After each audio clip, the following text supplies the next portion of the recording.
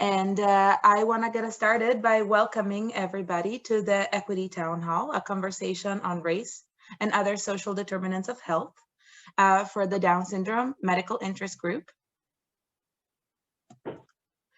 DSMIG-USA, or the Down Syndrome Medical Interest Group, is an interdisciplinary group of health professionals committed to promoting the optimal healthcare and wellness of individuals with Down syndrome across the lifespan by educating professionals on the latest research and comprehensive care regarding Down syndrome, facilitating networking amongst health professionals caring for individuals with Down syndrome, supporting the development of Down syndrome clinics, and identifying and disseminating best practices of care, including recognizing where some of those best practices might be missing and working together to create them. For those of us who are attending today who are DSMIG members, mark your calendars for this year's annual symposium, my favorite day of the year, unabashedly. It will be June 17th to 19th. This year it will be virtual because of a little virus called COVID that still makes it unsafe to gather. May this be the last year that we don't get to gather together and see each other and hug each other. For those of you who are not DSMIG members, but do care for people with Down syndrome, strongly consider joining DSMIG. It is an incredible organization, and it has truly changed my life. So why are we doing this on a Saturday morning in February? Happy Black History Month, by the way. We are gathering today for this town hall to talk about how race and other social determinants of health impact the lives of people with Down syndrome, because inequities are incredibly prevalent in the United States and around the world. Around the world, more than a quarter of school-age children in Europe have an immigrant background. Ethnic minority, immigrant, and refugee children worldwide face persistent interpersonal, structural, and societal biases and discrimination. And almost 400 million children around the world live in extreme poverty, defined as surviving on $1.25 a day. This is what's in the literature, which is always just that snapshot of what is truly happening. In the United States, over 50% of children belong to one or more ethnic minority groups. 1 in 6 children are food insecure. 1 in 5 children live in a family whose income is below the federal poverty level. And close to 6 million children live in families experiencing deep poverty, defined as less than half the federal poverty level in terms of income.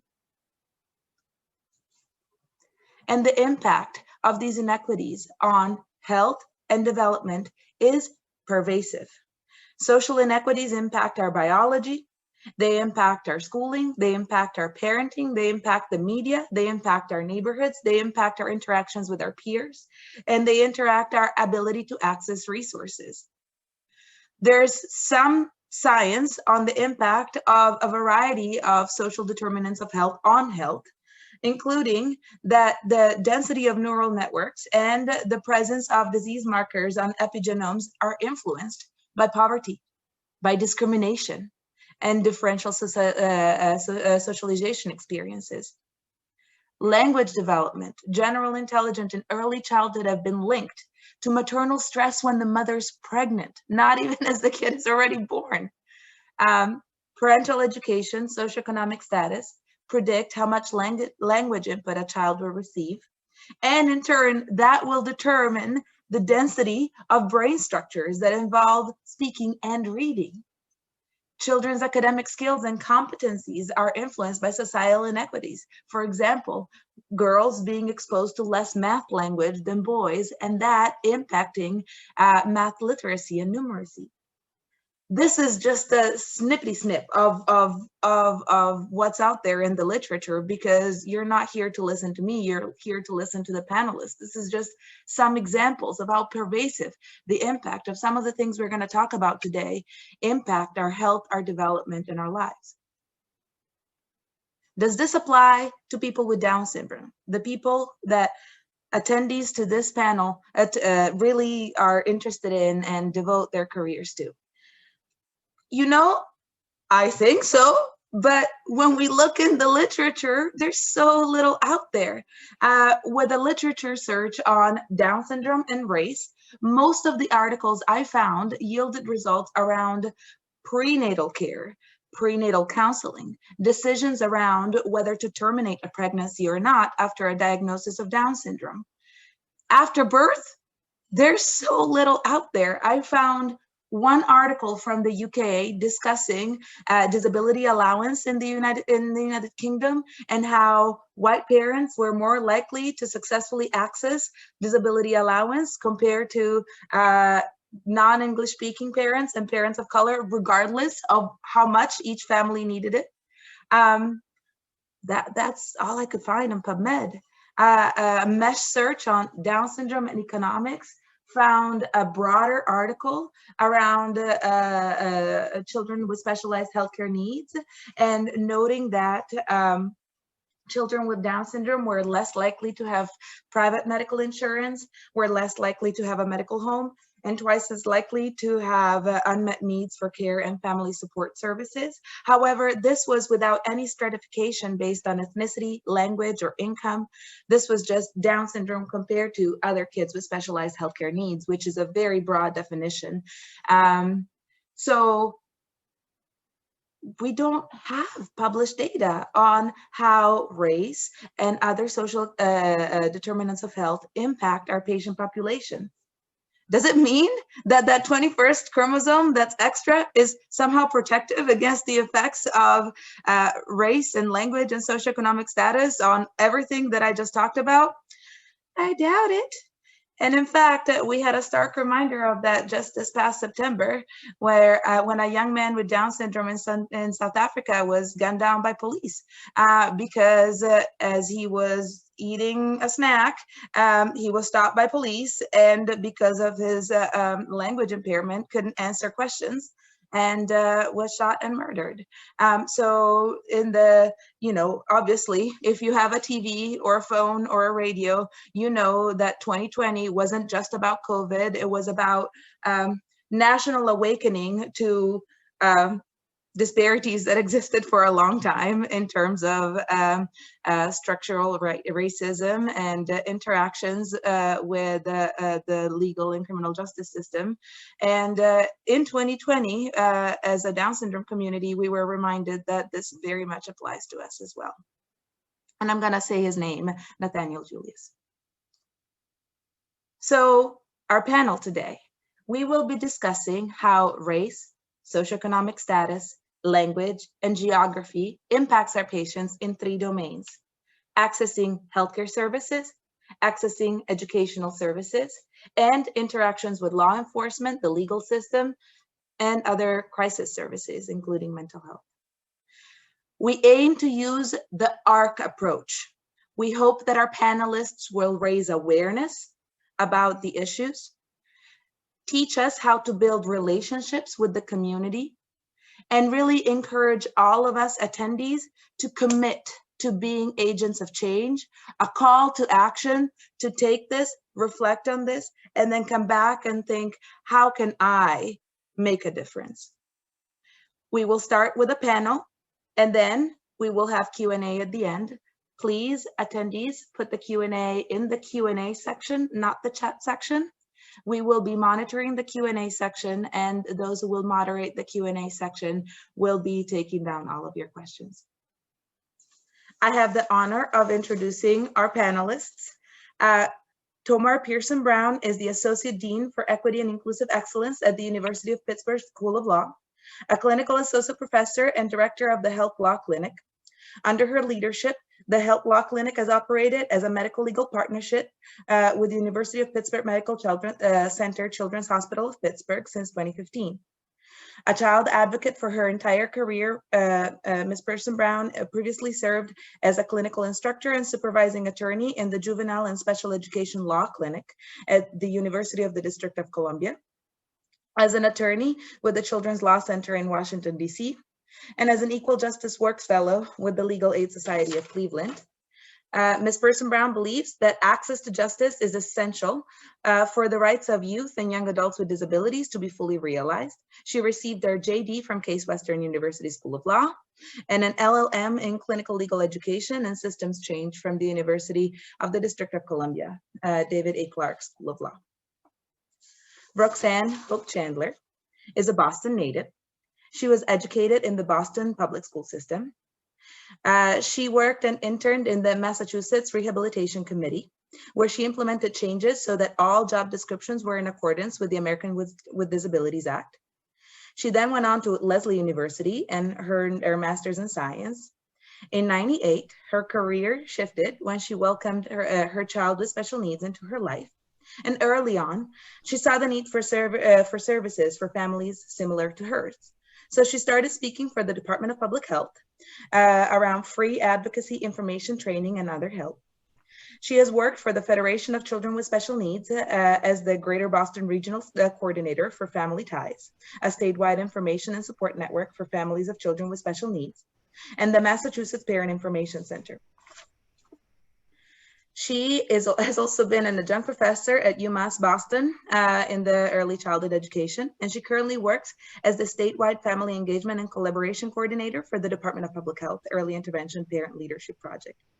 Her passion is working with marginalized and underserved populations, but her greatest passion is being a mother to her 2 daughters, Faith and Heavenly Joy. Katia D'Artigues is a journalist with more than 25 years of experience in various print, online, and television media. She's an activist for the rights of people with disabilities and a mother to her 14-year-old with Down syndrome, Alan. Founder of a nonprofit organization, Comunicación para la Inclusión, that in 2018 launched Yotambien, Discapacidad con todas sus letras, an inclusive and 100% accessible platform that makes journalism about human rights, disability, inclusion, and accessibility. She lobbied successfully for constitutional reforms and a national law, and she was elected to a special Congress in 2016 to write the first Constitution of Mexico.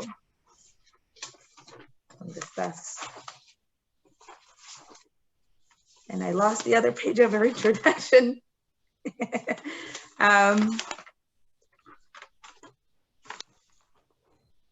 There's something else about Gabriela that I want to tell you. That there we go. That she has won the Distinguished Humphrey Award Scholarship and took a leadership course at Harvard, and has had jobs in the United States as well, though she's based in Mexico with civil society organizations that work with people with disabilities. Sorry for that slip. Emilee Leon, it works for the Family Resource Navigators as a family navigator for the Help Me Grow program in Alameda County, my home. Mm-hmm. She is the parent of 3, all high schoolers, but like many other parents, she too had to work hard to access services for all of her 3 children. This experience has impacted her career as she now supports parents in her current position with the Family Resource Navigators to overcome the obstacles to accessing those same services. It is so important to her that all families access all services that they're entitled to in a timely manner, as she has walked in their shoes and understands the frustration, but also the positive outcomes that these services can render.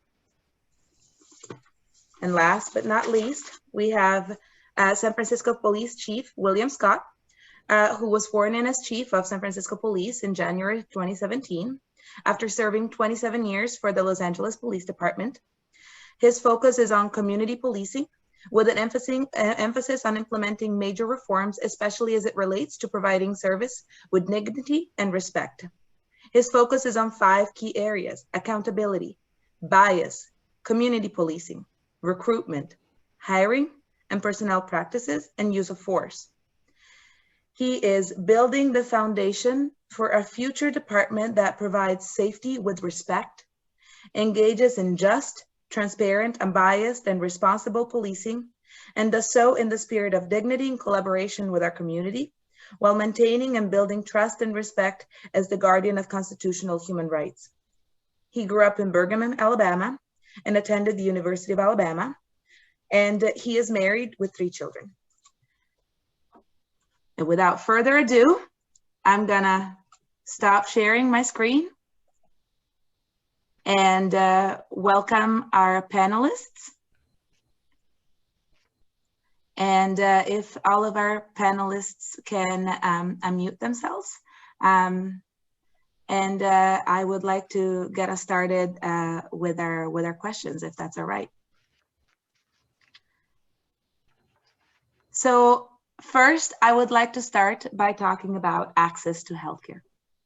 I'm gonna direct this first question to 3 panelists who have volunteered to offer their comments. Chief Scott, Emilee Leon, and Roxanne Hoke-Chandler.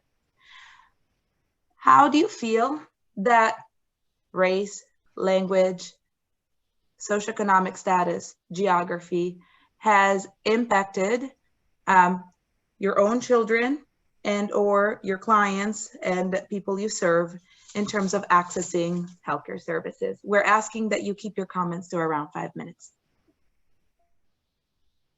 Okay, hi, this is Roxanne. So families that I work with, and for a lot of times when I try to get them to look for specialists and to access like specifically developmental pediatricians, a lot of times I hear that people don't have the right insurance or don't have the money necessarily to go to 2 different pediatricians. And I think personally that it's so important that they have specialists and have a developmental pediatrician in their life. And it breaks my heart that it's the money that stops them. And I'll back up to say that I talk to Black and Brown families who have children with Down syndrome from all over the country and sometimes all over the world. I started a MySpace page many years ago, but it's now on Facebook for Black and Brown families. It's called Black and African American Families who have children with Down syndrome. We have about 1,500 members, and often I'll try to get them to, you know, look at your benefits and how many insurances do you have, and are you seeing a developmental pediatrician, and ask questions like that. And a lot of times it's either there's not one near them, the waiting list is too long, we don't have the money. It just breaks my heart that, you know, the access is just so different. And there are a lot of questions like that, even when I try to help with education around health, which a lot of times that people might find out at Down syndrome conferences around things around what's going on around health and Down syndrome. Again, it's location, money, and access to getting there. It's just really sad. For myself, like I was saying earlier before we got on, it's like I live in Massachusetts, so even though I can have private insurance, I can also have access to secondary insurance. So if I were to lose my job, I do have a backup plan in terms of my daughter would be eligible for extra insurance, and I would have access to that. But I definitely see discrepancies there. You know, I'll go next. Good morning, everybody. So I'll start with a personal point of view. You mentioned that I had 3 children, and my youngest son has special needs, born with developmental and intellectual disabilities. And you know, my family is blessed because we have, you know, really good insurance, and my wife and I have always been very strong advocates for our son. However, in our travels, we've seen other people that aren't as fortunate. And how that plays out, particularly when race comes to play as well, as the previous speaker spoke of, the equity is sorely lacking across the country. And I've seen it in the healthcare profession with my own eyes. I mean, I've seen it with my friends. I have an aunt who was much older than me when I was growing up that had Down syndrome and very limited access to the healthcare and the help that she needed. And as a result, her quality of life probably was a fraction of what it could have been and what it should have been. And this was growing up in the South in a very segregated southern state in the United States in the 70s. And in the African American community, there was a stigma associated with people with disabilities. And a lot of families, and my family was not alone, there was this stigma attached to it, and a lot of people just got kind of put off to a corner, put off to the side, and they didn't get the help that they were needed. And I think that has carried forward to this generation to a degree. although there is a lot more opportunity today for more equitable access to healthcare.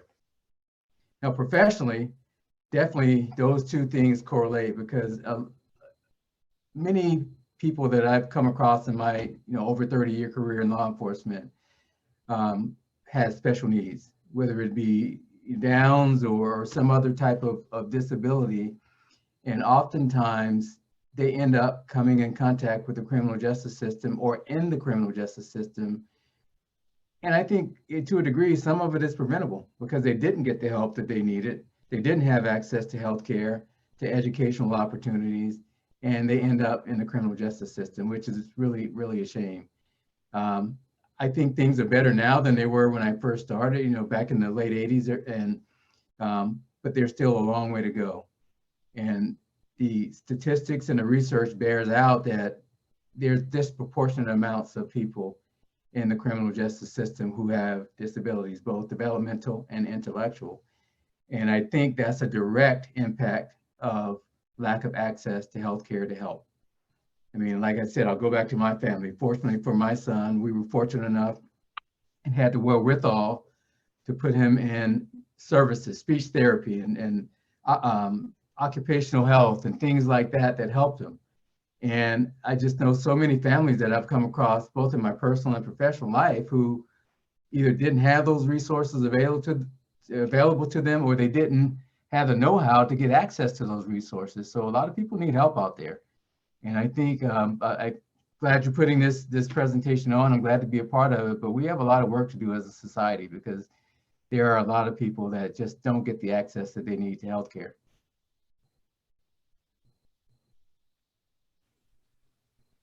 Good morning, everybody. Yes, thank you for putting this together. It's so much needed, especially with the times that we're living now. As I was introduced, I do myself have 3 children with all special needs. I'm from Latino background, so first, the stigma of trying to figure out there's something going on with your child is just really heavy on some of our families. This is brown and Black as well. So just starting there, getting the support that you need to move forward. It's really, really hard, something that I find in both of these groups of our people. And I know because I was one of them. I remember how hard it was trying to get over that part and then seeking for help. Luckily, I speak English. And I even like that, I found it so hard to navigate. In my family, just my family itself, I have a lot of nephews and nieces who also had to use the services. And I saw the difference of when I started to when they started, they needed somebody to guide them. And even that, dealing with the health insurance is just, sometimes that kind of makes you just want to quit.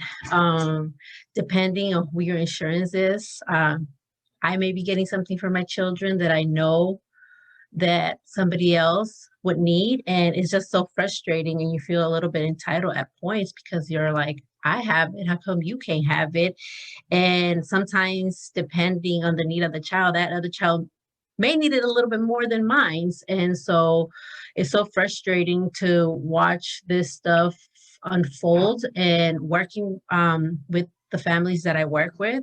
Like I said, I'm a family navigator. I carry around 60 kiddos on my caseload. In our organization, we're about 17 to 18, half part-time and half full-time. And then it's just heartbreaking when I see it within my family, but when I get to see these families who may just have the emergency care, like the Medi-Cal, it's just heartbreaking. You cannot find a lot of stuff. So then your research get from this to this. And accessing these other services, they're feeling overwhelmed. So then the wait list is longer. And we know that these children, every minute counts, every month counts. And we know that those 5 years are very important. And it's sad when I've had to help a family who getting an evaluation could take up to 8 months to 9 months.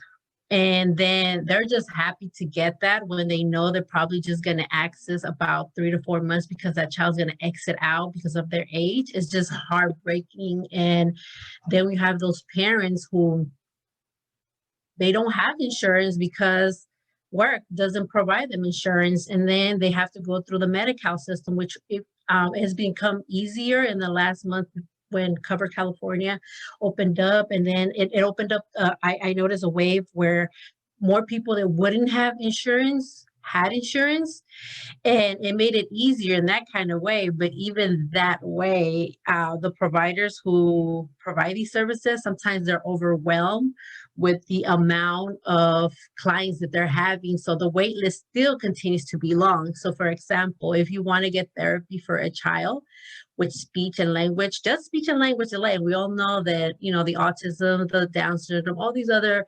diagnoses require speech and language. They all kind of start from there.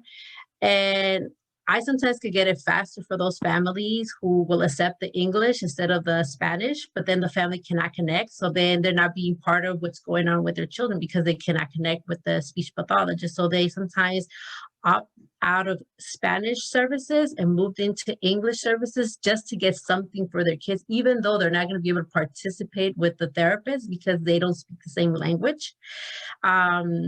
And when we talk about goals and all that, parents have no clue what's going on. They just know somebody is coming.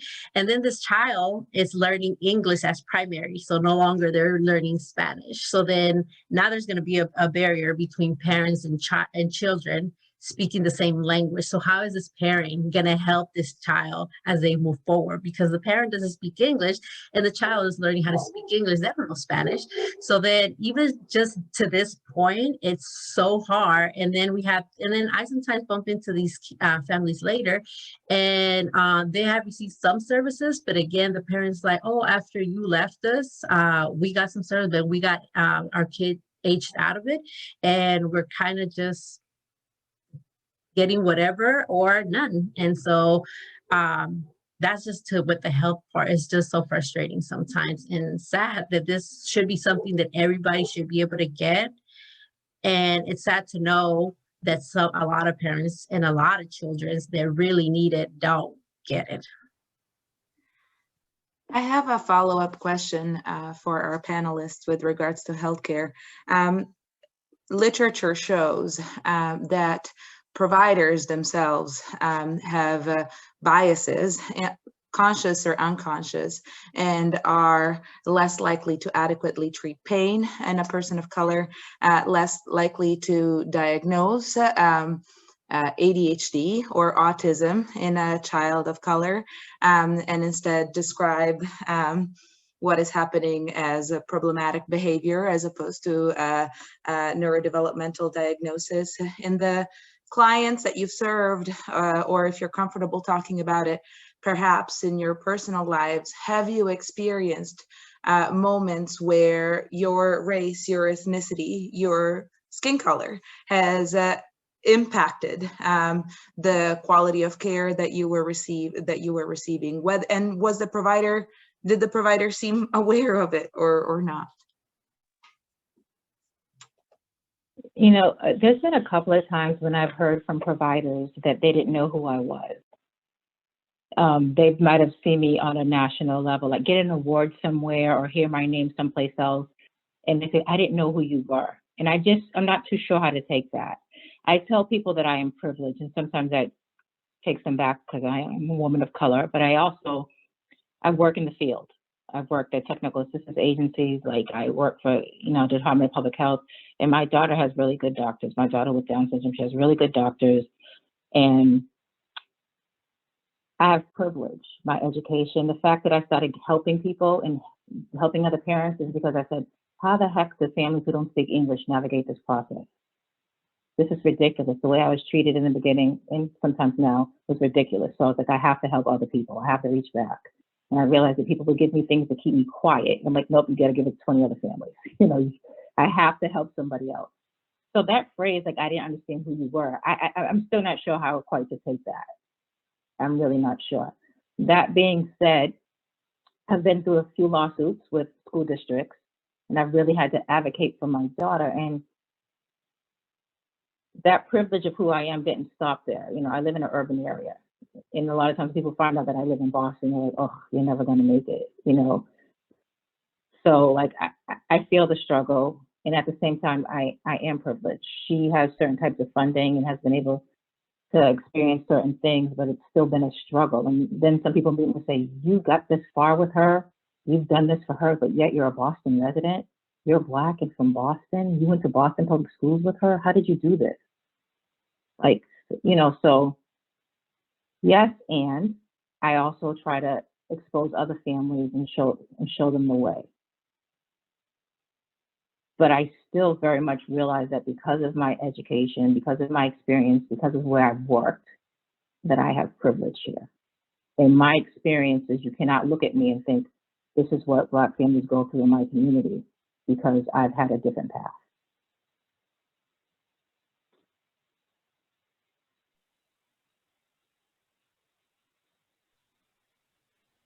I would agree with that. I think just, you know, from a personal level, being an African-American man, and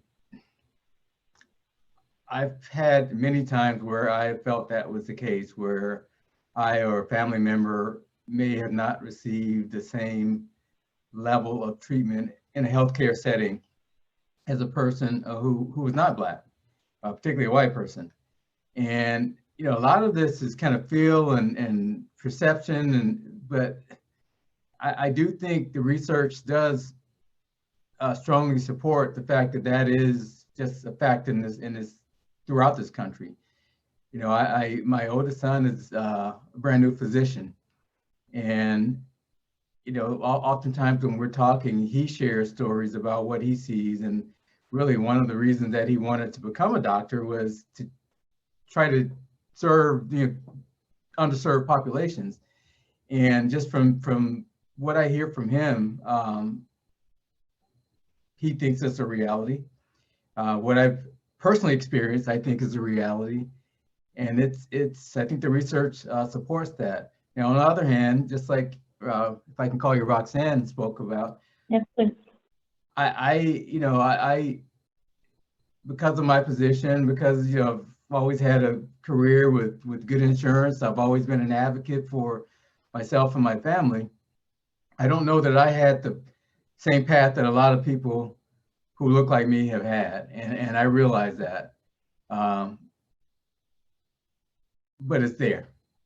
And even with me, sometimes, you know, people will, you know, find out who I am, what my position is, and there's a different type of service when they realize, you know, oh, this is the chief of police, and that's a reality. It's not anything that anybody, I'm not proud of it, because everybody should be treated fairly and the same, but it does happen.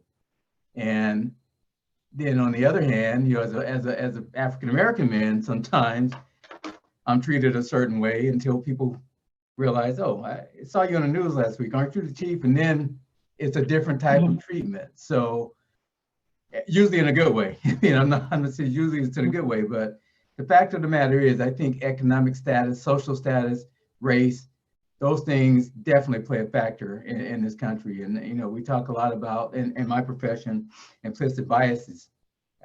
You know, it impacts policing. I think it impacts healthcare. I think it impacts education. I think it impacts every profession in this country and every industry in this country, because it's very real, and people, based on their experiences, they believe what they believe, whether it's based on stereotypes or, you know, how they were raised, but that's how they interact with the people that they deal with. So I think it's a very real thing that we have to continue to work toward making it better as a society. No, Amy, I also want to tell you, there was a situation where my daughter was in ICU at one time, and she was disorientated from the medication. Like, she was just waking up. And typically, if you know disorientation, like you're out of it, you're woozy. So she sat on the floor, and she has some behavior. She's a cute kid, and she didn't want to get up, and no one can get her up. And she had surgery. It was on her stomach, and they couldn't get her up. They couldn't pull her up. So someone mentioned, let's call security. And then I did the exorcist, my head spun like around. I was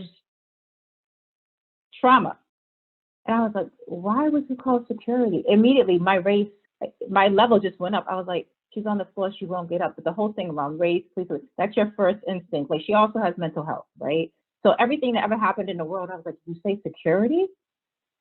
Like, that might be a thing to do, like when you can't get somebody off the floor. But for me, I was like, developmental disability, Black child, won't get off the floor, and you want to call security. My thing was like, let's call the doctor that I know and trust. He will explain this to you. You don't call security. I got this. But as a woman of color, as a parent, it so triggered me.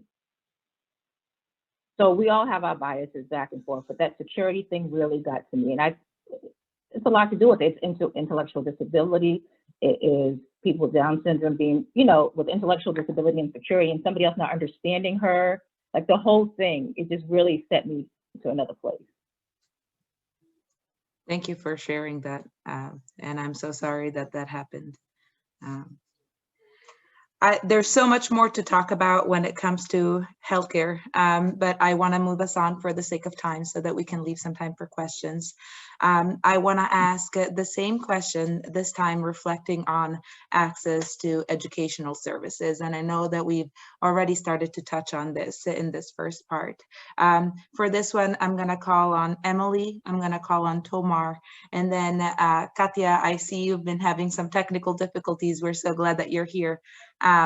We're gonna call on you as well, but I'm gonna leave you as last to speak so that you can get a minute to gather your bearings. So the question is, how do you feel that race, ethnicity, language, socioeconomic status, geography impacts either the clients you serve or your own children, if you're comfortable speaking with that, access to educational services? When we first began this journey, because it's a journey, I have a set of twins, both of them diagnosed, the diagnosis is autism. Well, I've never heard what autism was. I didn't really have a clue. I've always been told that they don't know where autism comes from. And I've always been told that there's no cure yet. So then I almost felt hopeless in a way. So in my family, we decided that we were going to have our children first, and then I was going to go back to school. So I was excited that I was going to go back to school when my daughter started preschool. Well, our journey began in a whole different other way, because this is when they have to access school district. Most children at 3 have to access school district. And boy, did I find that was a rude awakening. I thought that they were going to get, my children had a lot of behaviors. They had a lot of stuff that they needed support with. And I remember going so naive, thinking that they were going to have evaluations and they were going to go ahead and provide my children what they needed, depending on whatever the evaluation showed up. So, they do parent questionnaires, and parents go ahead and provide their information to explain what they're seeing in their side. Parents, you guys are who know your children the best, regardless of anybody else. You guys know, we know. So I gave all my explanations. I'm thinking I'm thankful, oh my gosh, somebody's helping me with my children.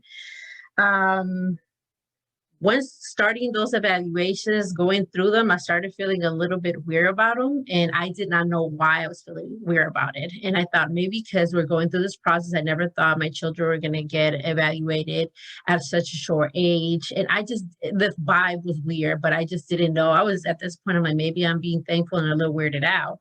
So when we went through with all the evaluations, and I got told, yeah, your children just speech delay. You should be lucky. You should be thankful. It's just speech delay. A lot of parents wish that it was just speech delay. And I'm thinking, well, what do I do with all the behaviors? We can't leave the house. And when we're in public, I gave all this. And so I felt like all that was just kind of they just had me fill a questionnaire. And I don't think they ever read the questionnaire, because they were telling me that I should be thankful, that it's just speech and this is the type of service we're going to get. So it was just, a 2.5-hour class. And that's it. Send my kids off. Well, my children wander off and all that stuff. So who's going to take care of them while they're in school? Because they're just going to run off. So I put my children in. Being in there, I couldn't leave. I literally was that mom that parked outside the playground to see my children from far away. And I could just see my children were just by themselves, like on harmful places, and nobody was even paying attention. Instead, they were being redirected, like, don't do that, and this. Like, they were like bad children. And mind you, my children are only 3 at this point. So then from there, I felt like this is not okay. So I reached out to the Family Research Network at that point, now as Navigators. And I was blessed because my case was taken by several of my coworkers now, but it was taken by my director, who when she read my IEP, she was like, why are your children having a set of twins? They both sat me down for their IEP for both of them. So it wasn't an individualized plan. It was for my twins, both of them. Well, I had no clue. I thought, oh, they're saving me time. Thank you so much. This is what I thought. And so she's like, first, why are they doing an IEP for both of your children? And I said, well, they said they'll do 30 minutes for this one and 30 minutes for this one, and, to save me time. So I'm thinking, I'm being thankful, right? And she's like, and when she said that, and that feeling came back again, I'm like, I knew it, something was wrong. So instead of going back to school, I was offered a job through them, and I felt like, go back to school, do this. And I'm like, you know what, even though school is very important at this point, it's more important for me to be, obviously I didn't know what I was doing. I'm thinking they're doing what's right for my children and doing right by us. And so I'm like, am I going to always have to have an advocate come with me? And this time I got lucky because it's very expensive hiring one. So I was like, am I always going to need somebody to do this? And then I'm like, So I decided to accept the job and then become accustomed to all these words that they use that sometimes parents don't even understand. We're like, they're chatting and we're like, what are they saying? And you don't want to slow down or look ignorant. So you're just nodding away. Do you have any questions? Because I don't even know what you just said to me. So from there, I had the feeling of understanding what it is that it feels for my children every day, not to understand the world that they're living. And I'm their parent. I'm supposed to advocate for them. I felt the same way. So that kind of pushed me to, you know what, I'm going to take advantage of this position and I'm going to help other parents, because this was just the way that I felt. I felt so violated in a way. I felt so like, you should be lucky that you're getting some speech. And, that's the words that they use, as a matter of fact. And so working with the families that I work with, we support them at their IEP. We go with them, we prep them and all that stuff. And I see sometimes what they're trying to do, or I come in later and I see what they try to do. And sometimes the new thing is not, well, we don't want to over, diagnose your, children, because, we've been told that when it comes to brown and black, we tend to do mental health, we tend to do ADHD, we tend to do autism, but sometimes they want to do the same thing. And I give them the services like, yeah, I don't want you to give my child a label that it's not needed, but I do want you to give them what is needed. So then now we're finding ourselves balanced out to where like they don't want to overdo it because they're sensitive to it. But this child needs it. It's you spoke to the parent, you've seen the child, this parent needs it. And then there's other children that I've been in classes and I'm like, why is this child in this class? Like, this child has a lot of potential. Like, why are you cutting those wings off so quickly? And it's just frustrating to watch this as well. It's just, you can see the unfairness happening, and you can see that sometimes unconsciously or consciously, whatever the case may be, I've seen some parents not get what they need for their children, regardless of asking for it. It's kind of like, well, you know what? We as the team, well, the parents part of the team, so they're like already move them out of the equation. Well, we as a team, well, I kind of want to wait on that. So that way, the parents part of the team, why are you not taking in consideration what they're saying? And it's almost like they feel guilt, like they're making the parent feel guilty of asking for this. It's just so frustrating sometimes. Thank you so much, Emilee. We can hear the passion just drip out of you, and it's really beautiful. Tomar, I'm interested in hearing your perspective as an educational lawyer. Yeah, so thank you so much for that introduction, and thank you, Emilee, for your comments as well. I've attended some of the same IEP meetings as you have. And so I echo wholeheartedly from my perspective as a special education attorney, everything that Emilee just said. Currently, I am the director of the Health Law Clinic, which is a medical legal partnership between the University of Pittsburgh School of Law and UPMC Children's Hospital. And for those of you who might not be familiar, medical legal partnerships are collaborations between legal services organizations and medical centers to provide legal services at the point of healthcare. And you can think about why that might be a good idea, right? So as parents, a priority is your child's health, especially as a parent of a child with special needs. You're on those doctor's appointments, you're making sure that they see the specialists. It's really difficult with all the demands on your time to also seek out legal services. And if you have a situation like Emilee just shared, the school is in your ear, they're telling you one thing, you're not quite sure who to believe, what would cause you to think that, hey, maybe my rights are being violated, or hey, maybe this is actually illegal, what the school is saying about my child's right to services. So if we're able to put legal services at the pediatrician's office or at the Down syndrome outpatient clinic like we have here in Pittsburgh, then the lawyers and the law students who are learning special education law have an opportunity to be in conversation and in dialogue with one another. And as we learn from each other, what things to spot when we're working with families that have kids with special needs, but also for the medical team to say, well, what things are flagging for legal issues? When should I call the health law clinic? We learn how to more comprehensively serve patient families. And so, for example, the law students who take my clinic, they actually staff the Down syndrome clinic. They have the opportunity to sit in with a pediatrician as the family's coming in, and as they're doing their social history, the pediatrician might ask, so how's school going? What happened at the last IEP meeting? Oh, wow, you haven't had an IEP meeting for over a year, or some other thing happened. Oh, well, you know what? We actually have some law students who are here. Is it okay if we bring them in? Can they ask you a couple follow-up questions? Can they get your information right? And so there's a pipeline, there's a synergy there that allows families to get a legal service resource that they wouldn't otherwise have access to.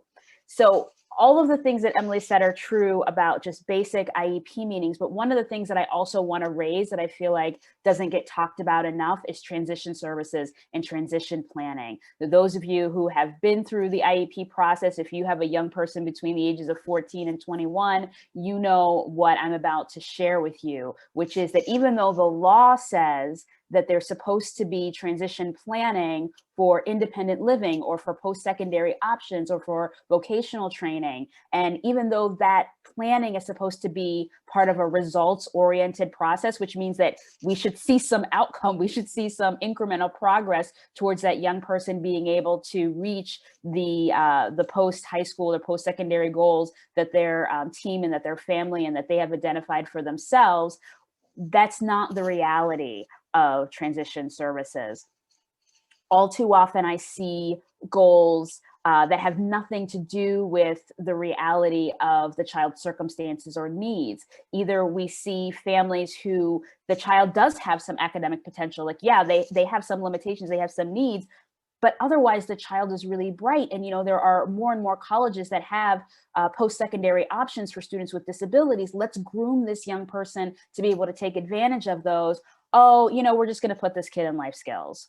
Or we have a kid that has, profound physical disabilities, but the school wants to say, well, the young person needs to have a role in their transition planning, which I would agree with. But if the young person is saying, well, I want to play for the NFL, or if I want to be a basketball player, and you're looking at the child needs profile, and it's like, that's not the most realistic option. We can still acknowledge that this is the young person's aspiration, but let's look at some other things that are going to be skills oriented or that are going to play to the young person's strengths and get those things in the IEP. And it's very difficult, I'm sure you've all experienced, to get the schools to commit to those things in writing when that's precisely what the law requires, right? So it's there are a lot of things that I could say about this. I've seen a lot in my time as a special education attorney. I feel like families get really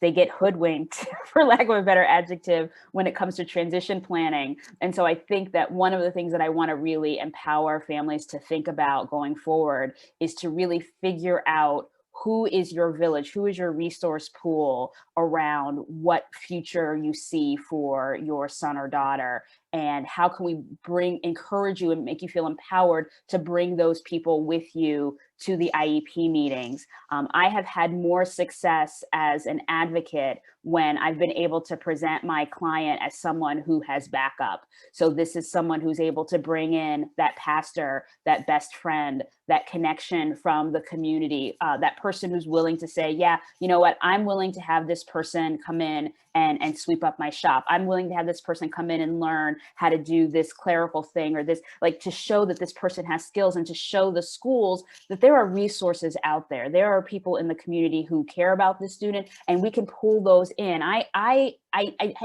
don't want to vilify public schools, because I understand that they have their constraints and that they're up against things too. And I feel like those pressures are probably what lead to them saying some of the shady things that they say in IEP meetings. But if we can go back to that meeting and say, hey, we've got resources, it's all in this community, it's all in this neighborhood, and they are here showing up for this person, let's put these things into the IEP, right? We can make these kinds of changes. But it's hard work, and really it needs to be systemic work. And so I think part of that systemic advocacy is figuring out how can we put legal resources and legal services in the way of families who we know are going to need. We know in a children's hospital, from the day that this kid is born, when they turn 3, they're going to need this. When they turn 14, they're going to need this, right? So we can put families in the way of the services that they're going to need early on. And so that's a structural intervention around access to justice that I'm really happy to be a part of. But I think that we also, as communities, need to think more systemically about how are we going to support public education? How are we going to vote for public leaders who are committed to increasing public school funding? How are we going to support small businesses who might be more inclined to give our young people opportunities to develop practical real world skills than some of these other corporate organizations, right? So I think there are strategies that we have to be committed to, but we need to use our existing resources. We need to lean on our family resource officers. We need to lean on our faith communities and lean on our existing collaborations in the community to empower families so that they can meet resistance in schools with positivity and positive options for their families. Thank you so much, Tomar. And I like how you gave us action items as well, and concrete ideas for how to partner with our communities. Katia, you operate outside the United States, so there is no Individuals with Disabilities Education Act in Mexico. What is it like? What have you seen in terms of what impacts access to educational services? And you're muted. Oh, yeah, I'm unmuted right now. First of all, let me tell you that I'm so jealous about your experiences, because you do have a road, you have a way, no? In Mexico, we do have several things that work for us on the law level, no? The Constitution, of course, is non-discriminating. We signed the CRPD that you haven't, no? We do have a lot of advances in paper in the law that do not, they do not come to reality, really. When you have a child with a disability, I'm a mother of Alan. I'm the mother of Alan, who's a 14-year-old, well, teenager with Down syndrome, no? You immediately mostly get sent to special schools. There is no true inclusion. It's been like a road that you come 1 step ahead and 2 back. Now we're going like 10 steps back, because our actual president, doesn't believe that people with disability need anything but money just to eat, no? And we don't have numbers of people who are in school with disability for 5 years now. That's a violation of every law we have. But, you know, I'm sorry to say that, it hurts a lot of me, but in Mexico, that's the way most things are. We do have the laws. You can sue, you can complain, you should complain. I always say that to the parents I talk with, people with disabilities. I'm a journalist, so I speak a lot with parents. and politicians and media and advocate for that, that we should complain more. But of course, it's harder because when you have a child with a disability or a special need, and normally it's a gender-based also crossroad, no? We mothers stop working or work less in order to take care of our child. And of course, the income of the family gets lowered. And you need more money to health, to education. And if you want your child to be on a regular school with other regular children without disability, you have to pay for it most of the time, or you have to make the reasonable adjustment yourself. And it's a lot of work for the family, and we are exhausted, of course. So the pandemic has been another thing that's gotten worse for us, mostly in, well, you know, Mexico has a high rate of poor people, no? We have 68 indigenous groups, no? And they are mostly poor also, no? So I'm very, you know, I live in a urban area, and I have a work, and I can advocate for my child and for others. But there are lots of mothers that cannot do that, and they don't even know they have rights, because that's the way it's supposed to be, no? We haven't made like a country, a campaign, or a movement like you did from the 60s for the rights of people with disabilities, no? I just read the wonderful book Judy Human wrote about all that movement in San Francisco and the sit-in and everything, no? So most people, I don't know most people, but a lot of people who are poor, they just see that that's the way things are. If you have a child with a disability, whatever, it's normal for them to stay in the house and to do nothing. And I get, you know, I'm a journalist, I'm a public person in Mexico. I continuously get this phrase, you are so lucky because, you know, Alan will be an eternal child and will always be with you. And I'm working from day one because I have the culture and I have read and go to congresses and studied and so on. That's not the way. I've been very jealous about Tomar. At age 3, you need this. At age 14, you need, of course, we have to trace a lifeline and to make services available and to empower families in order to complain more. I always say to them, if you don't complain, then don't complain, no? But it's much harder. It's very much harder because I have my partner in a webpage that I invite you to see. It's only in Spanish, but well, Google can translate everything. It's called Yo Tambien. That's sort of Me Too, no? And we do journalism about disability, serious journalism. And she says she's a reporter also and a mother of Luca, who has cerebral palsy. And he says that being a mother with a child with special needs or disability in Mexico is like trying to climb up the Everest in Crocs, you know? It's very, very, very hard. It's tough. It's heartbreaking, no? So, well, we do have all the laws. I think that's the other part of the question. No? I've been a deputy myself. I'm a founding mother for the first constitution of Mexico City, that, you know, it's the 5th megalopolis in the world. I did campaign and got elected to defend the rights of people with disabilities. The Constitution is perfect, you know. If only it would be true. Thank you for transitioning to the next section, and I'm going to move us along because of time and because I'm terrible at timekeeping because I'm Italian, and I'm going to forward that stereotype right there. So I want to make sure we do justice to the topic of justice. How has race, ethnicity, language, socioeconomic status, and geography impacted interactions with the law, with mental health and crisis services. And I'm gonna start with Chief Scott, who can share a little bit about his work. Thank you, Doctor.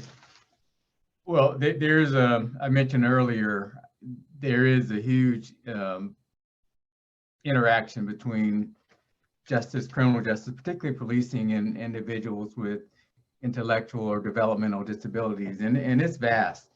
Some studies say that the disproportionality of people that are in the prison system is far more than, as a percentage, than it should be with people with disabilities. And how that plays out on the front lines. I know you mentioned the case earlier where the young man in South Africa was shot and killed, but that's not, unfortunately, that's not uncommon in our country either. There have been many individuals with intellectual or developmental disabilities who have been either unable to communicate with officers or officers unable to communicate with them, and the results have been tragic. And so it starts with two things. Number one, at least for us, I can speak for our department here in San Francisco. We spend a lot of time on training our officers to recognize when they are interacting with a person with disabilities, because there is a difference in how you have to go about that interaction. If there's communication trouble, if there's emotional issues that may cause the situation to escalate, we really have to spend more time, number one, understanding who it is that we're interacting with, trying to determine as best we can what the issues are in terms of the disabilities and how they impact that interaction. And that's not always an easy thing, but without that awareness and without that training, we don't have a chance. So we spend quite a bit of time, probably more than most agencies, training our officers on those type of issues. Even with the best training, it's still an uphill battle because society.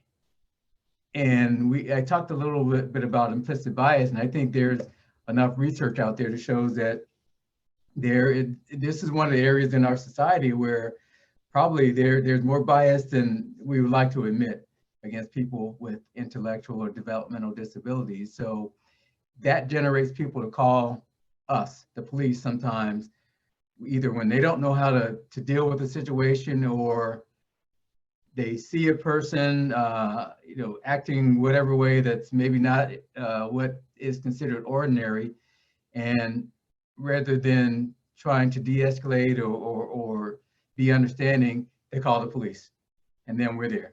And oftentimes those situations, if they're mishandled or not handled properly, can really turn out wrong. So the two things that I think we have to really focus on in terms of the things that we in law enforcement can impact is, number one, like I said, educating ourselves, and second thing is educating the public, because part of this transaction is, as much as we can do this, have awareness with the public. And unfortunately, that's not always easy, because when my youngest son was growing up, he was a child that, particularly earlier in his life, you really couldn't tell that he had disabilities. Some people, it's visible because they have physical disabilities or abnormalities, and it's pretty visible. But him growing up, at least in his early childhood, couldn't tell. He couldn't communicate like kids his age, and he still can't. He can't process like people his age. So if he gets in a stressful situation, I, as a parent, always worry about what is he going to do and how is that going to play out. So a lot of, when he's surrounded by his village, we take care of him. We sometimes, to a fault, speak for him and all that. But the reality is, a lot of people with disabilities don't have that village, and they're left to interact with people on their own. So that's why on our side in policing, we have to go over and above, I think, a normal degree of training to really understand the populations that are out there that are vulnerable to these type of misunderstandings due to communications, or a person might react in a way that a typical person may not react because they're overwhelmed. Then it gets even worse, I think, when somebody actually is in a position where we have to arrest them because they may not understand their rights. It's proven that people sometimes with disability may tell officers things that they want to hear, so you get confessions that aren't real or true confessions, which is a very big problem. And it's not that the officers are trying to do anything wrong, but sometimes I can say, with my son, he likes to please. He likes people to see him as just like everybody else. So sometimes he'll go overboard to please people. And in a criminal justice setting, that can be a really devastating thing. If somebody says they did something they didn't do, thinking that they're pleasing the officer. So we're aware of these things, and we have to be aware of these things in order to try to balance this equation a little bit, to give people a chance to not have those devastating things happen to them. I do know there are other departments. We're not the only department that invests in training on disabilities and special needs. But I do think a lot more can and should be done in that world. Here in California, law enforcement is governed, at least for training, by the California Peace Officer Standards and Training, also known as POST, P-O-S-T. And there is mandated post training on intellectual disabilities and how law enforcement, the criminal justice or police officers should deal with that situation. So that's a great start. I think departments have to go beyond that, because it's just the basic block of training. And our department, we go beyond that. We train on autism spectrum and the like. Our officers go to special needs schools and talk to students and things like that. So there's that interaction. But I do think we have to do more than what is mandated by the state. And I don't know what the other states do, but we're fortunate here in California that at least we have that minimum level of training. Thank you so much, Chief Scott. Speaking of other states, Roxanne, what are your thoughts on this question?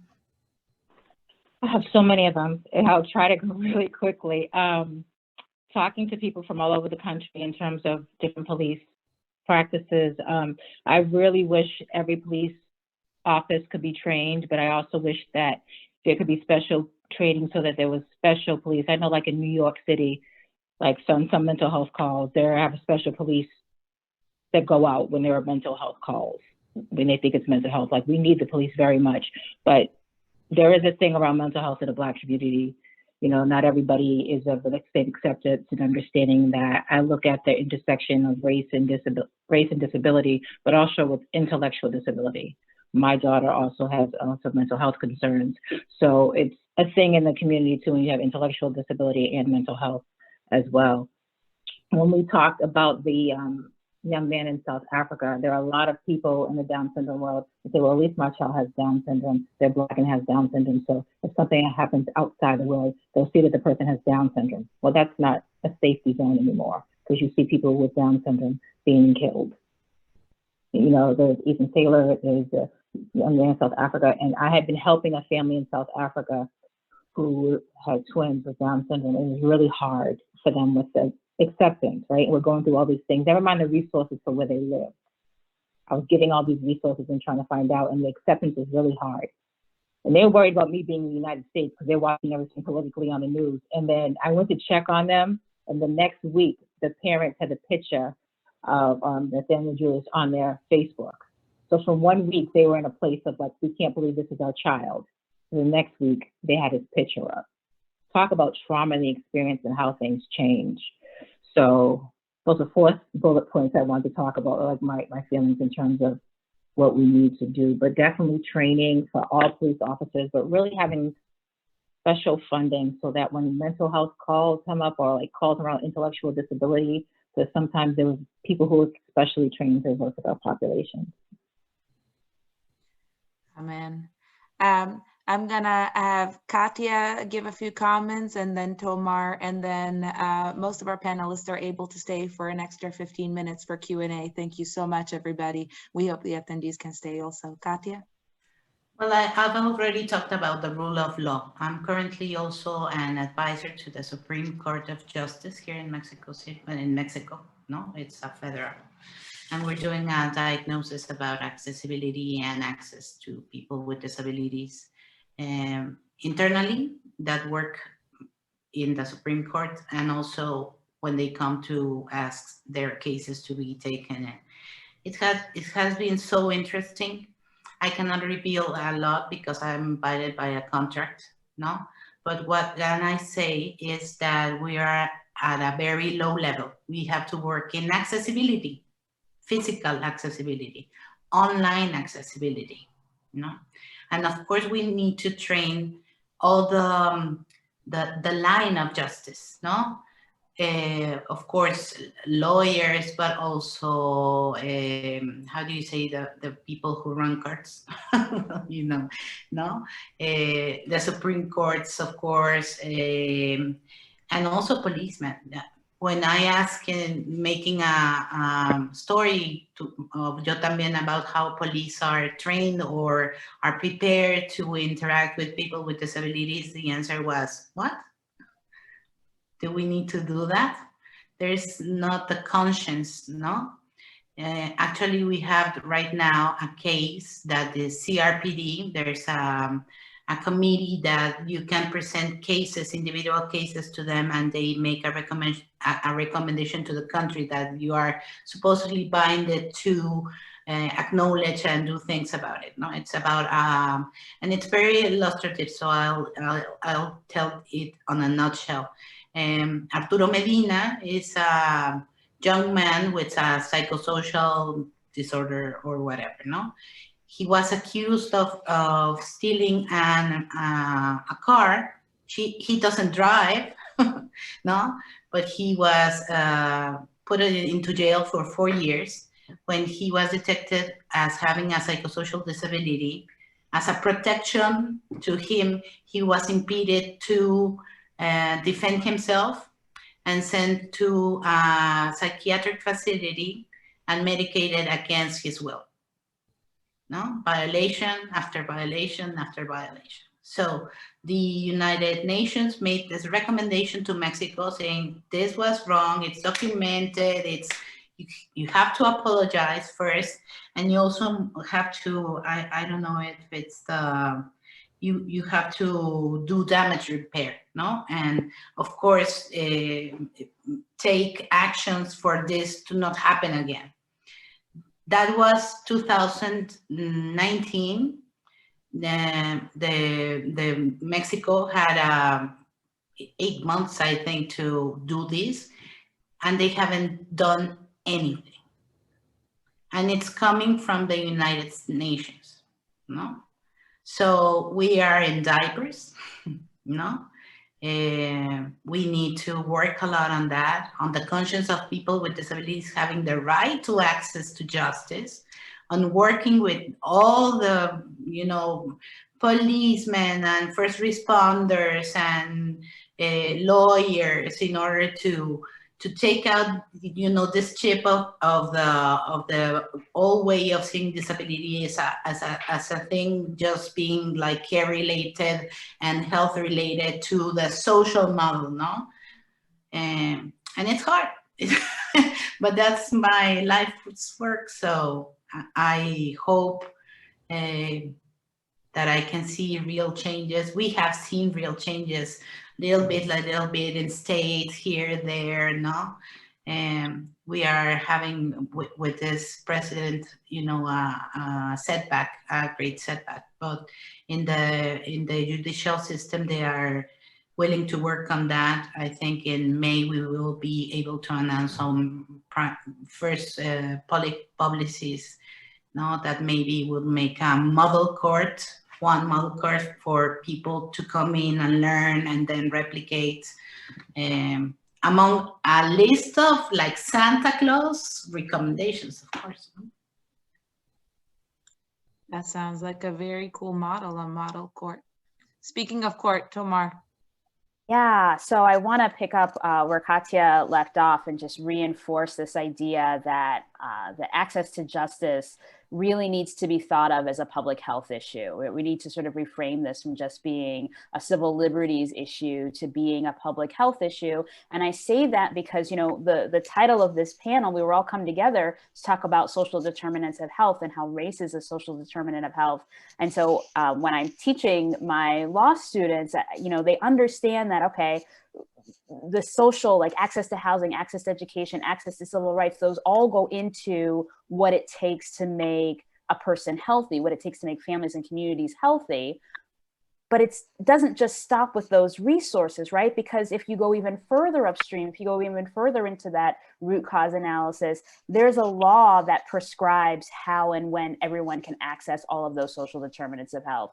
So I always tell my students, I'm like, law is the ultimate social determinant of health. You don't have health unless you have a structure of laws or legal institutions or legal processes that facilitate health. So we can either have a government that makes it easy and accessible for everyone to have health, or we can have a government that impedes access to health. And so I try to encourage them to think about the laws that we read and that we study and that maybe they're learning in other classes in terms of whether they're facilitating or inhibiting health. So when I talk about access to justice and either making legal services available in the healthcare setting or doing training so that families and individuals can know what their rights are or know how to access accurate legal information, right? There's a lot of websites in the United States that have information that is not always accurate or a fair representation of what the law is, right? So when we think about all of these ways that we can just make legal information accurate and accessible and legal processes easy for families to navigate, right? We're doing a public health service. And so I would just encourage all of us to, you know, wherever we go back to with our work and how we're involved, to not think of the law as being separate from what you're going through in terms of providing healthcare to your family, but trying to find ways to connect those and make inroads into those, because we know that unless you have access to clean water or housing or education for your child, you're not going to have whole health. And that oftentimes we need lawyers and legal information to get there. So that would be sort of like my closing. What I would want to leave everyone with today is to pull those civil rights into our conversations about how we make sure that families and persons living with Downs or really any special need have a full measure of health. Thank you so much to all of our panelists. Judy, Andy, I'm gonna pass it off to you to ask a couple of questions. I know we don't have time for all the questions that we have, but let's try to get a couple in. Yeah, likewise. Thank you so much to all of our panelists. I mean, I really feel like we're just skimming the surface, and this is just the tip of the iceberg on a very important issue.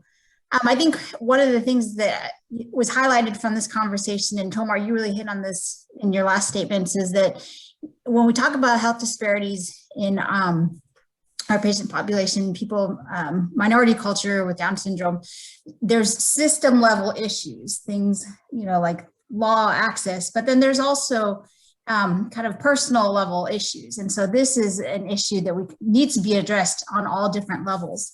So unfortunately, we don't have time for all of the questions, but to start off, I wanted to ask a question that addresses more on the personal level. There is a lot of research showing that people, especially people of Black and Brown ethnicities, they find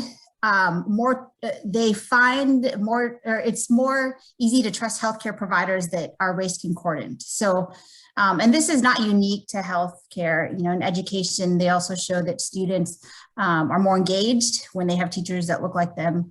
And so my question, and this is directed towards Roxanne and Chief Scott and Emilee as parents of kids with developmental disabilities. What recommendations do you have for healthcare providers on how to build trust with patients who are not race concordant? Well, for me, I think there have been a couple of times where we were lucky. We were able to find an African-American pediatrician early on when my son was from a toddler until he probably was 8, 9 years old. And then we moved and it was too far of a drive. So we had to change pediatricians, and his second pediatrician was not African-American, she was white, but she was very good. I mean, and she was very much, I think, culturally competent. So if I could give any advice, it would be to have some training, and they probably do, I hope anyway, on cultural competency, so people can relate. They know how to relate to their patients. I mean, I think you know, we all come from different places, different cultures, different ethnicities in this country, but when you don't feel like people can relate to you, I don't think you feel as engaged or as trusting as somebody who you believe can relate to your story. Whatever your journey is, it got you where you are. So that would be my advice. I think time and effort and money should be invested in that. I mean, sometimes it happens organically, but we've all been, at least I can speak for myself, situations where you knew that the person that you're dealing with just could not relate to you and your story. And that makes a difference. I agree very much. Of course, yes, it's lovely when you can hire staff that speaks different languages and from different cultures, but cultural competence is key.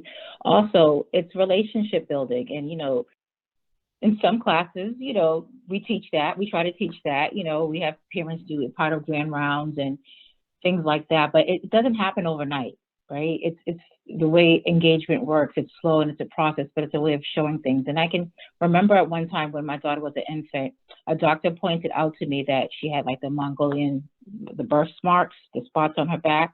And they're like, this is very common with like African-American, Asian babies. You know, sometimes it looks like black and blue spots. And I knew what it was, but the fact that the doctor pointed out to me told me that they knew something a little bit more about culture, different cultures. And that meant something to me, because she said other doctors might notice this and say something to you about it. So honestly, that meant something to me because it was something specific to my culture. Like when somebody brings something up, it just shows that there's more care and concern, something specific to my culture. So you have to acknowledge it. It's there, they know it. And the fact that you acknowledge it is really important, and it's part of building that trust. But, you know, it's not always easy to hire, you know, specific staff, but it means something when you do, when the staff is diverse and represents the population that you're trying to work with. But it is relationship building, and it takes time and definite effort. Piggyback on all of that you guys mentioned. I know it's great when you can like communicate with somebody that speaks your same language. That's probably something that is probably much needed. And then from there, stop looking at race. Look at me as a person. Look at me as a mother, as a parent that is concerned for your child. Look at my child. What is it that I'm asking for? And sometimes they try to bring other stuff. It's just like, can you just focus on what I'm telling you, my concern, and what I'm telling you, or what my child's representing when we're here at your office, and come and try to look at it in that perspective. And of course, language, because if you might look at it in the same perspective, but if you can't communicate with me or my child, it's almost like, it's a little bit hard. From my experience, I've had to educate doctors, no, of course, no. So you read and you bring your file and you say, this is Down syndrome, they have these conditions, and normally that and that and that and that. I did that for a couple of doctors when Alan was a little one. And I finally met a doctor who was specialized in Down syndrome and had a daughter with Down syndrome, and it was like, phew, a huge relief, no? Because I felt like understood, and we did all the tests, you know, the whatever tests they had to be made every year to follow up, and it has been. But mostly we need doctors who are more capable. What they've been trained in that, and they do know how to deliver the news. because, you know, delivering the news that you have a child with a special need, no, it's very hard for the family, of course, and you have so much insensible health workers that they put you in the worst scenario possible instead of giving you hope. No, I think that's a thing we have to work on for. Well, thank you guys all for those really thoughtful responses. I think that, you know, what Judy said was we were going to kind of talk both at the personal level and then at the system level. And I think one of the things I really picked up in all your statements, and especially Roxanne just labeled it, the importance of relationship and that interpersonal relationship. But the other thing that I heard as a theme, and in the questions we saw, is a lot of people had comments about silos. Often we practice in silos, these different, you know, educational silos, legal silos, healthcare silos. And I heard a lot of comments about how these silos need to be deconstructed. And they're, you know, I think, Tomar, you talked about being a stream, up and downstream, and how they're all kind of in the same kind of river. And so we're all interacting. One of the last questions was really about what can we do as an organization, as the Down Syndrome Medical Interest Group. And maybe I'll ask each of you as panelists, what would be practical things you would say about how we can, as healthcare providers, break out of our silo and start making relationships at a community level or at a structural level to kind of do the next level of change in this situation? I'll take a stab at that one. I think one thing you mentioned that can be done is just be accessible. I know when I was going through the IEP process, and my wife and I with our son, you know, luckily our pediatrician was somewhat accessible, not fully, for that process. You know, she would write reports that we had to, you know, give to the IEP coordinator. But I can't recall a time where she had the time or the inclination to actually be present at an IEP. And I think the same can be said in my profession. I can't recall, we come across a lot of kids that oftentimes in policing, you know, we're there to help. You know, a lot of people don't believe that, but we're there to help. And when you have this intersection between criminal justice and education, you know, we don't want to see a kid who doesn't belong in the criminal justice system, But I can't recall a time where I don't know, many of you have done many more IEPs than me as a parent, but has there ever been a time where law enforcement was asked to be at the table or just give an opinion on what we're seeing and how that impacts and intersects either, you know, the health care of that child or the education of that child? We have to talk to each other. And I think that's what we don't do enough of. These IEPs, I'm just speaking of IEPs because I've been through that personally. They are very siloed. And my particular school district, it was very difficult to bring your village to some of these meetings because they didn't necessarily want to be bothered with it. That's how I felt anyway as a parent. So I think for the healthcare profession, be accessible. I mean, you know, I know everybody's busy, but when you're not accessible to the parents when they need you, I think it limits the ability to really give the help that the family and the person with the disability needs. I want to echo Officer Scott's comments. I think that really that's the best way. I mean, we have so much to learn from one another. And so I think that having more opportunities like this, where there are people talking about how they see the same issue from a lot of different perspectives, because then I think we can find the points of commonality and you know, sort of common leverage that, okay, well, we can band together, right? Like, so knowing that, you know, hey, that there are people in law enforcement that might want to come and give their perspective, knowing that there's people in social work who might want to come and give their perspective, you know, in the medical legal partnership that I work with, having access to medical professionals who are willing to write letters to the school and say, okay, this is what this looks like, or this is what we mean when we say, this is what the child needs. It makes a huge difference. It makes it easier for me to do my job effectively if I know that I can go back to the pediatrician or to the specialist, and that they're going to give me the documentation that I need to show to the school that this is what's going to happen, or that they're willing to be on call during the IEP meeting so they can explain what something means. So I just want to echo the suggestion that we have more conversation and more dialogue, because our work intersects more than I think people always recognize that it does. And I think that connection and that overlap is really where our strength lies. Definitely. I put something in the chat around a framework. So family engagement is my thing, and it's been my career for a while. And in Massachusetts, we've put together a framework so that health and human service and education can kind of try to be on the same page. And we went and asked families what they thought first before we built it. And we had a lot of different people from the community come together on how to work with and for families. So I put the framework in the chat. I just wanted to add that sometimes, I guess professionals need to understand parents are trying to dabble, keeping their child safe, doing what's needed for this child.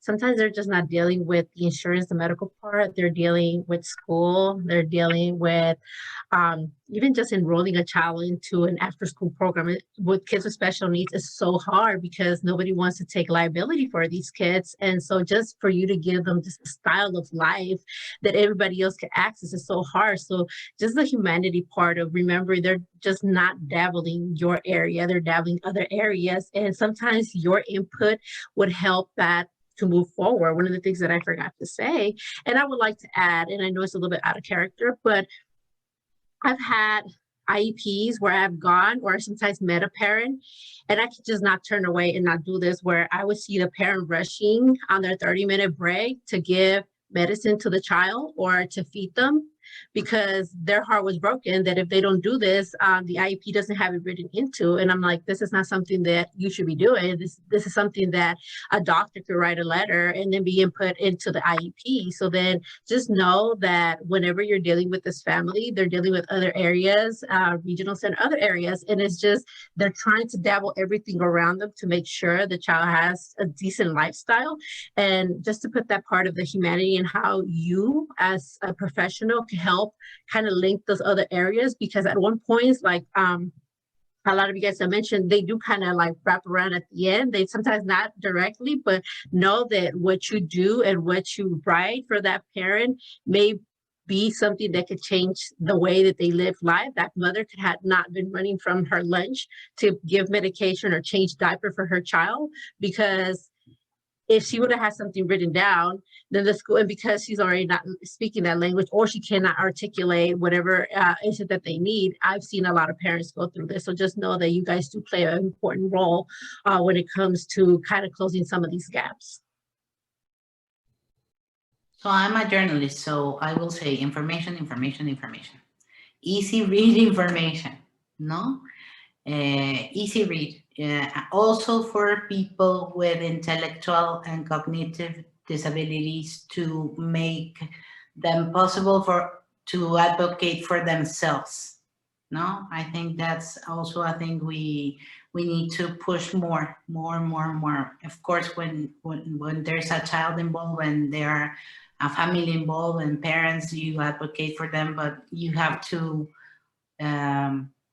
give them the power and the information for them to be capable to know their rights and advocate for themselves. And we need, I think, a lot of more material in Easy Read.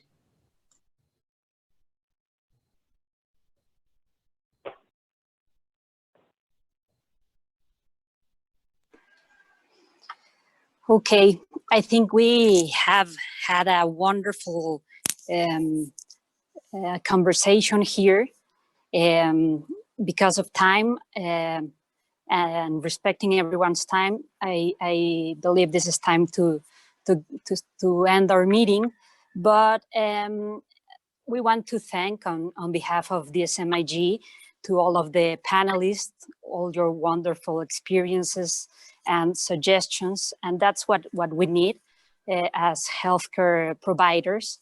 We need your experience, your suggestions to improve our our development with our patients, with any kind of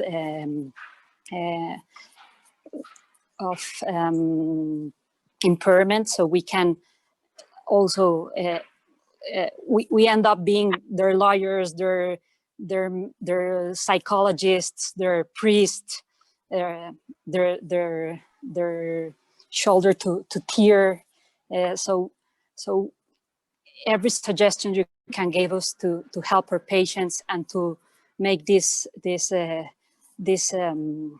gaps between our patients with disparities get not that big, so we can shorten these gaps, is very welcome. To all our participants, we are going to send an email from DSMIG to ask you to evaluate and give us suggestions or what you think that we can do, and we can promote as a group making positive changes for these disparities. Also, we will also, maybe in the same or in a different email, we'll give you additional resources and ideas that our panelists can share with us, so we can spread them in the DSMIG network and with all the people that registered to this meeting. So, well, we could keep going on with this forever and never stop talking about it. But just to finish up, I would like to let you know that in our summer event, the DSMIG Symposium in June 17, we will continue with this conversation, and we will have Dr. Spinks Franklin speaking about the same theme in our symposium. So we look forward very much to this next step and to keep up what has been said today here.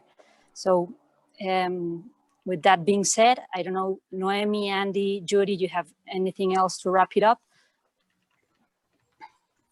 No, thank you so much, everybody. Thank you. Thank you to all the panelists. Thank you very much. And let's keep up the good work. Thanks, everybody. Thank you. Thank you. Bye. Have a good day. Bye-bye.